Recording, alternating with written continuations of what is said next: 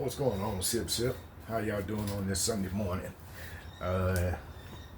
So sitting on the patio out here, enjoying the morning breeze. It's not too hot here in Houston. It's about, let's see what the weather looks like. It's pretty cool here in Houston right now.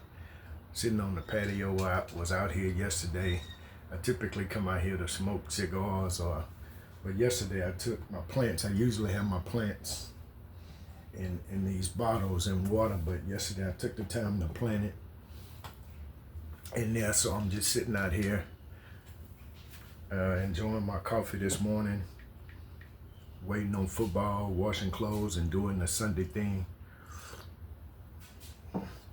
But I wanted to talk about some of the stuff that I've been talking about on my page. Is we've been talking a lot about the current climate of America and how things are going, and those that voted for Trump, how's that working out for them? And I've been getting a lot of pushback, when I make comments about Trump. And it seems like a lot of these people, and I say these people because I don't know them personally, but it seems like a lot of these people, they get upset when you make comments about Trump and how he lies about everything, how he says he's gonna do something and doesn't do it, or he makes a mockery of people, and they get upset when you talk about it, and it's like they defend his actions, or they always, the first thing they do is say, well, the Democrats and Obama and this, but I know that that's deflection. All that is deflection. And it's kind of frustrating, but that's just who they are,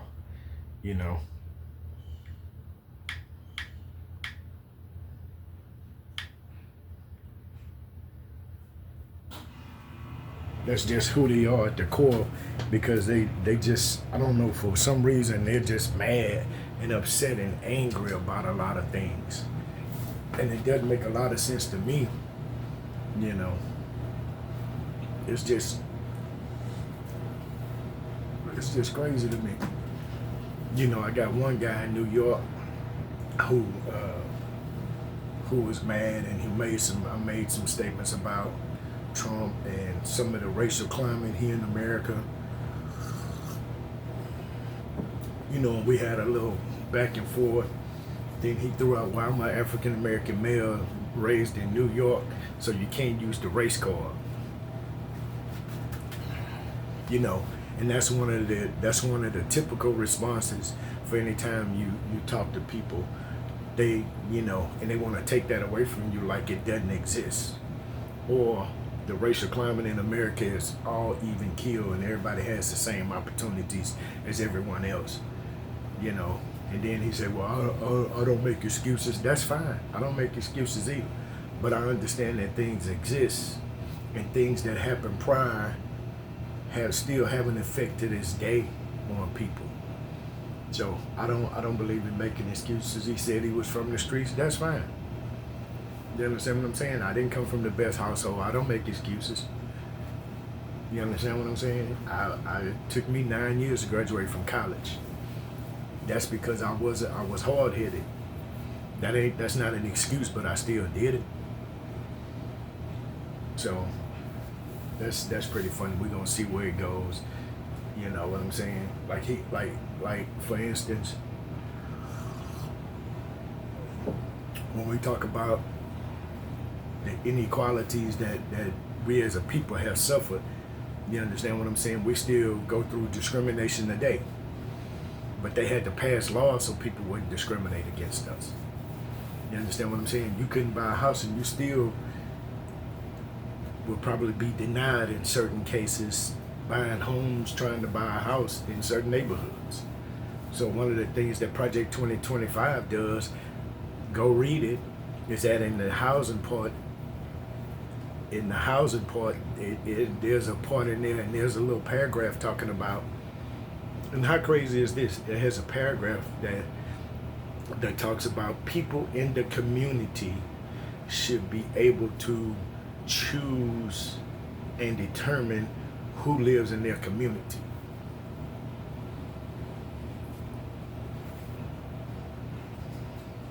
Now, what does that sound like? Yeah. Sounds like some sort of discrimination, but another one of these things. That Texans play the Ravens today. I think we're gonna pick up an L because Stroud is soft as hell. He's weak. He don't want to run. He's not a leader. He doesn't lead his team. He's not energetic enough for me. He just walked back. He don't have that dog in him. He's more of a cat. But another I want to say intellectual conversation that we've been having here on Sip, Smoke, and Share on one of my other videos. We're talking about women and does body count matter? Does body count matter? And so one of the things that I believe that body count does matter. And one of the questions that I asked two of my subscribers was that the body count doesn't matter. If your daughter between the ages of 20 to 30 went out and slept with 100 men, what would you tell her? Is that cool? Yes or no? In most cases the answer will be no, that's not cool. Don't do that. No.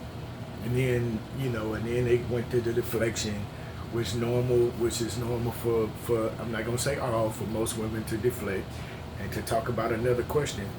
Then one of the questions was, so does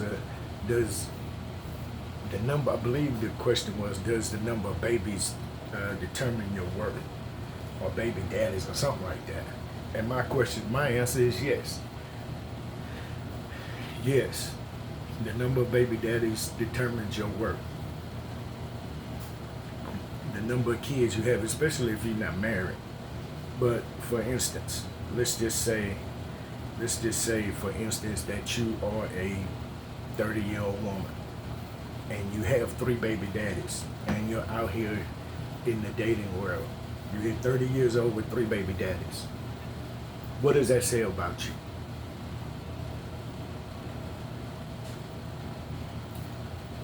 To me, that says that, and you're not married, you've never been engaged, you're not married, that shows me, or that tells me that you have poor decision-making qualities. You make poor decisions or bad decisions.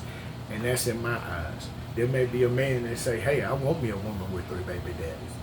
That's just not happen to be me, though.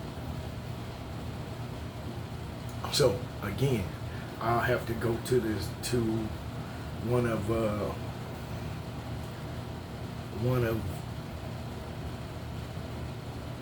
the things that was always asked was that, name me a product. Yeah, this question was asked by Kevin Samuels to some women, or to a lot of women who thought that they were up here when they're really down here. You thinking your worth is this, but it's actually here. So name me a product, and I'm gonna end with this before I get out of here. So name me a product. Name me a product that increases in value through age and usage.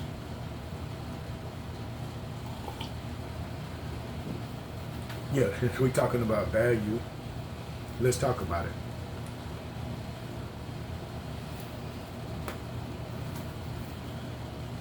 So a woman that has 3 baby daddies versus a woman that doesn't have any baby daddies, or maybe just one.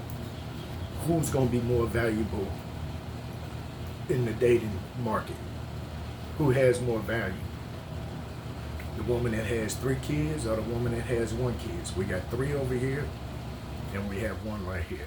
Which one has more value to a single man, or to a man that's looking for a woman to possibly get married?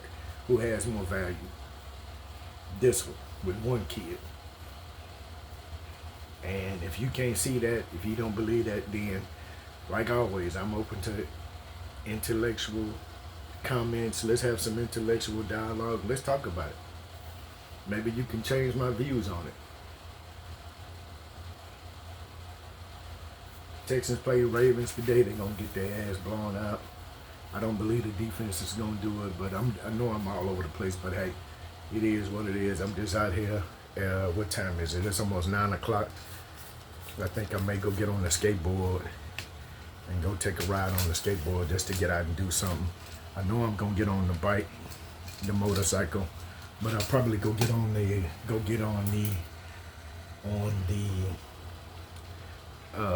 skateboard and just go ride along the bayou for a minute, just to get out there. Then I need to go get my feet and go walk in some grass or something to ground myself. But hey, y'all have a good one. Thank y'all for coming to Sip, Smoke, and Share. I'd like to hear your comments. Oh, and by the way, hitting the like button don't cost anything. You can like, comment, and subscribe. But share this video. There are a bunch of other ones too. So go watch another one of these videos. I'll see y'all later. Sip, sip.